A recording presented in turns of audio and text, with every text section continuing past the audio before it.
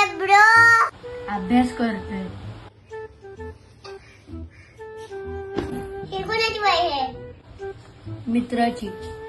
Copy करतोय करावी लागते. का? शाळेत नव्हतो गेलो काल. का? पाऊस पडत होता. ज्याची वही आहे तो कुठे जातो? 4 घर सोडून. पण तुमच्या 4 घरावर पाऊस पडला काय? बघ भाऊ, 2 प्रकारची माणसं असतात. एक पोर्शन मग आपण हेल्मेट घालतात आणि दुसरे स्वतःसाठी. अभ्यास करणाऱ्यामध्ये पण 2 प्रकारचे विद्यार्थी असतात.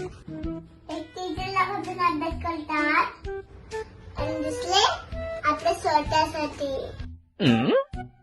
जे लोक स्वतःसाठी अभ्यास करतात ते एक दिवस हुशार बनतातच. पण जे लोक टीचरला बघून अभ्यास करतात ते लोक डब्बू असतात.